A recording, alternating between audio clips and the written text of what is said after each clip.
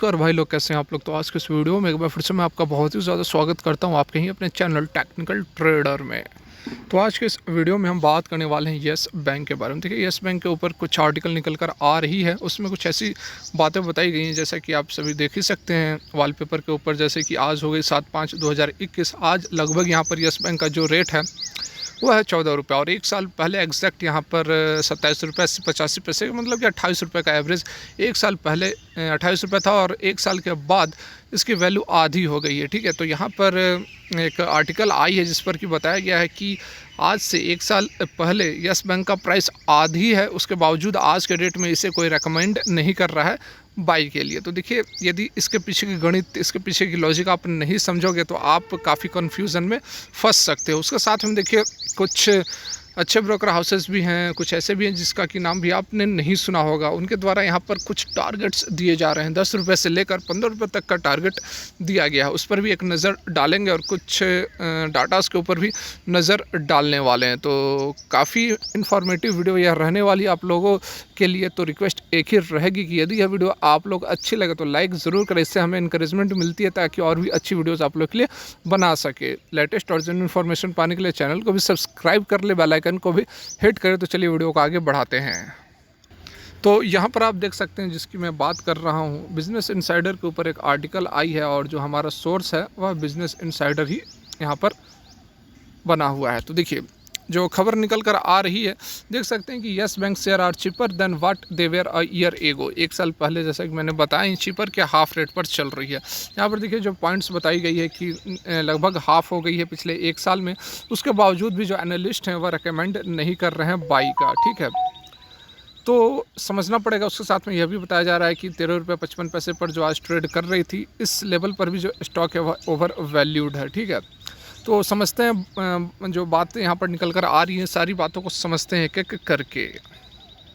देखिए, यहाँ पर एक कंपैरिजन भी दिखाया जा रहा है कि इस टाइम पीरियड में यस बैंक जो है निगेटिव 16.1% का रिटर्न दी है, ICICI 25, HDFC 23, axis bank 9.8, Kotak bank 9.6, और इंडसइंड बैंक की स्थिति थोड़ी ख़राब है, तो वो उसने भी निगेटिव 8.9% का रिटर्न दिया है। लेकिन सबसे बुरी यहाँ पर जो है वह 16.1% का रिटर्न दिया है यस बैंक ने। तो ऐसा क्यों है, इसको हम समझते हैं। तो यहाँ पर देखिए, इस बात को समझने के लिए कि यस बैंक का जो प्राइस है सॉरी, वह हाफ क्यों हो गई है, उसके लिए थोड़ी आपको बैलेंस शीट को समझना पड़ेगा। देखिए, ये जो डाटा मैंने आप लोगों को पहले भी बताया, 3-4 महीने पहले भी बताया, लेकिन अभी फिर से बता रहा हूँ क्योंकि इस तरह की जो न्यूज़ निकल कर आ रही है उससे आप डिविएट ना हो, कंफ्यूज ना हो। ठीक है, देखिए यहाँ पर मनी कंट्रोल के ऊपर हम हैं, और ये बैलेंस शीट है यस बैंक की। देखिए, यस बैंक मेन जो मैं चीज़ आप लोगों को बताऊंगा, उसके लिए आपको एक चीज़ समझना है, वह है टोटल शेयर कैपिटल या फिर इक्विटी कैपिटल। तो यहाँ आप देख सकते हैं कि 1 करोड़ में डाटा दिया हुआ है। ठीक है, करोड़ में डाटा दिया हुआ है। तो देखिए, मार्च 2020 की बात की जा रही है। यहाँ पर आप देख सकते हैं कि 2,500 करोड़ के आसपास जो है यहाँ पर शेयर कैपिटल थी। ठीक है, एग्जैक्टली 2,500 करोड़ है। ठीक है, अब मैं आपको दिखाता हूँ मार्च 2021 की, जिसका कि अभी Q4 के रिजल्ट्स आए हैं, उसका आप डाटा ध्यान से देखें। यहाँ पर आप देख लीजिए 2,500 करोड़ है। ये टोटल शेयर कैपिटल या इक्विटी कैपिटल जो भी कहें, एक ही बात है। देखिए, यहाँ पर सेम चीज़ जो मैंने अभी आप लोगों को दिखाया, बैलेंस शीट दी गई है, और कैपिटल पर आप नज़र डालें। देख सकते हैं, जो जैसा कि मैंने आपको दिखाया, 31/3/2021 में यह 2,500 करोड़ मतलब 2,500 करोड़ थे, और 31/3/2021 को ये डबल हो गए हैं, 5,000 करोड़ के आसपास हो गए हैं। तो देखिए, ये बहुत कुछ कहानी कह रहा है। यदि आप समझे इस चीज़ को तो आपको काफ़ी यहाँ से जानकारी मिलने वाली है। देखिए, यहाँ पर आप सिंपल समझ लें कि शेयर कैपिटल होता क्या है। शेयर कैपिटल होता है कि जितने नंबर ऑफ़ शेयर्स एग्जिस्ट करते हैं मार्केट में, मल्टीप्लाइड बाई उसका जो होता है आपको फेस वैल्यू। ठीक है, फेस वैल्यू होता है, बुक वैल्यू नहीं होता है। तो जब FPO इशू हुई थी पिछले साल, उस समय लगभग यहाँ पर 1,200 करोड़ के आसपास का शेयर इशू हुए थे, और फेस वैल्यू था 2 रुपये।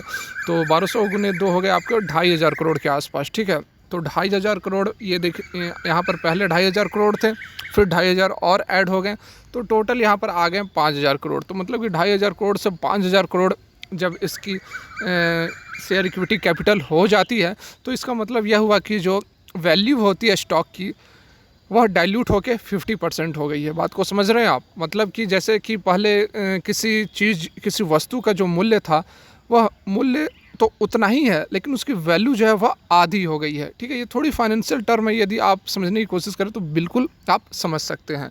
तो उसी तरह से यहाँ पर आपको दिख तो रहा है कि जो स्टॉक का वैल्यू है आज 14 रुपये हो गया और एक साल पहले 28 रुपये था। तो आप इसमें कंफ्यूज ना हो। एफपीओ इशू होने से पहले और इशू होने के बाद जो वैल्यू है, एफपीओ इशू होने के बाद जो स्टॉक की वैल्यू है वह आधी हो गई है, वह हाफ हो गई है, हाफ डिटोरेट हो चुकी है। तो अभी एट प्रेजेंट यदि स्टॉक की वैल्यू 14 रुपये है तो इसकी जो वैल्यू है वह 28 रुपये के बराबर ही है एफपीओ इशू होने से पहले, यदि हम बात करें। बात को समझ रहे हैं आप? यही कारण है कि एफपीओ वगैरह इशू होने के बाद 15,000 करोड़ का फंड रेज करने के बाद भी जो स्टॉक की वैल्यू है पहले की तरह आपको जाती हुई नहीं नज़र आ रही है, क्योंकि स्टॉक डाइल्यूट हो चुकी है, उसकी वैल्यू डाइल्यूट हो चुकी है। तो यहाँ पर 14 रुपये का भी यदि आप कंपैरिजन करें तो पहले जो 28 रुपये था आज वही लेवल पर उसी वैल्यू पर यह ट्रेड कर रही है। फिगर आप देखें तो 14 रुपये ज़रूर है, लेकिन स्टॉक की जो वैल्यू है वह 28 रुपये पर आज भी बनी हुई है। आशा कर रहा हूं कि आपको मेरी बातें समझ में आ रही हैं तो लाइक ज़रूर करें, क्योंकि काफ़ी रिसर्च और मेहनत करना पड़ता है इस तरह की इन्फॉर्मेटिव वीडियो बनाने के लिए। तो यहाँ पर जैसे कि मैंने आप लोगों को बताया था कि कुछ टारगेट्स भी दिए गए हैं, तो आप देख सकते हैं कि ICICI सिक्योरिटीज़ ने यहाँ पर 15 रुपये का टारगेट सेट किया, MK ग्लोबल ने 10 रुपये का टारगेट सेट किया, निर्मल बैंक, पता नहीं आपने नाम सुना भी होगा या नहीं, 12 रुपये का टारगेट सेट किया, और कोटक सिक्योरिटीज़ ने भी 12 रुपये का टारगेट सेट किया है। लेकिन एक चीज़ कॉमन सभी में है, वह है सेल। तो सारों का जो रिकमेंडेशन है यहाँ पर सेल का रिकमेंडेशन इन्होंने दिया हुआ है, और रिकमेंडेशन इसलिए भी दिया क्योंकि इसमें सबसे जो बड़ा फैक्टर है वह है Q4 के जो इसके रिजल्ट्स आए हैं उसमें 3788 करोड़ के लॉस दिखाए गए हैं, जिसके कारण कि यहाँ पर कॉन्फिडेंस जरूर लोगों का डगमगाया है। और इसका फ़ायदा उठाते हुए जो ब्रोकर हाउसेज हैं, अब देखिए बहुत तरह के ब्रोकर हाउसेज होते हैं, कुछ मैनिपुलेशन भी किया जाता है स्टॉक की वैल्यू को नीचे गिराने के लिए। मैं ऐसा नहीं बोल रहा हूँ कि सारे ब्रोकर हाउसेस यही करते हैं, लेकिन कुछ ज़रूर इस तरह की एक्टिविटी में संलिप्त होते हैं। तो हो सकता है कि कुछ यहाँ पर साजिश भी की जा रही हो, लेकिन यहाँ पर जो फैक्ट यही है कि येस बैंक अभी कमज़ोर दिख रहा है, क्योंकि यहाँ पर जो 3788 करोड़ के आसपास का लॉस है, लॉस भी इसलिए है क्योंकि प्रोविजंस अधिक रखे गए हैं। और प्रोविजंस अधिक क्यों रखे गए हैं? क्योंकि जो NPA है, जो रिकवरी है, वह रिकवरी दर काफ़ी कम है, और एक्सपेक्टेशन की जा रही है कि आने वाले समय में इसकी और भी NPA में इजाफा हो सकता है। तो उसको देखते हुए यहाँ पर प्रोविज़न्स भी अधिक रखे गए हैं। तो प्रोविज़न्स अधिक कह देने से केवल यहाँ पर इसका लॉस को कम करने का बहाना नहीं मिल जाता है, उसके पीछे जो फंडामेंटल है वह भी कमज़ोर यहाँ पर नज़र आ रही है। यहाँ पर देख सकते हैं एक और जो बताई गई है बात कि जो लेंडर है, मतलब येस बैंक की बात की जा रही है यहाँ पर, the lender had to write off a little more than 6 rupees out of 100 it gave out. देखिए यहाँ पर बताया यह जा रहा है कि 100 रुपये भी यदि लेंडर ने दिया है, येस बैंक ने दिया है, तो उसकी रिकवरी कितनी होगी ये तो दूसरी बात है, लेकिन उसकी जो वैल्यू है वह भी अब 100 का 100 रुपये नहीं रह गई है। उसमें भी यहाँ पर राइट ऑफ करना पड़ा है लेंडर को, और 6 रुपये मतलब कि 94 रुपीज़ ही रह गई है। अब 94 रुपीज़ में से रिकवरी कितनी होती है ये दूसरी बात है। देखिए यहाँ पर यह भी बात सही है कि येस बैंक को अभी और भी फंड रेज करने पड़ेंगे। जो बातें बताई जा रही है सारी बातें गलत नहीं है, बातें सही हैं कि और भी यहाँ पर जो है फंड रेज करने पड़ेंगे, क्योंकि सेकंड वेव भी उसी तरह हमें देखने को मिल रही है। तो देखिए फिर से समस्या कुछ ना कुछ तो आएगी, क्योंकि फंड रेज यदि की जाती है तो उसके बाद फिर से जो स्टॉक है वह डाइल्यूट होगी, स्टॉक डाइल्यूट होगी, शेयर कैपिटल उसका डाइल्यूट होगा, वैल्यू गिरेगी। तो बैंक के लिए फ़ंड रेज करना ज़रूरी है लेकिन इसका एडवर्स इफेक्ट इसके स्टॉक पर होगा, और फिर जब बैंक सही होगी तो फिर स्टॉक भी भागेगा। तो जो सोच रहे हैं कि नहीं मेरा टारगेट जल्दी से मिल जाए, 15 रुपये, 20 रुपये, 21 रुपये में लेकर निकल जाऊं, तो भाई आपको वेट करना पड़ेगा। यदि बात जो मैंने आप लोगों को बताई समझे तो लाइक कर सकते हैं, बात नहीं समझ में आई तो कमेंट करिए, क्या प्रॉब्लम है आप ज़रूर बताएं। वीडियो आज की यहीं तक, वीडियो देखने के लिए बहुत बहुत धन्यवाद। भगवान करे आपका दिन मंगलमय हो।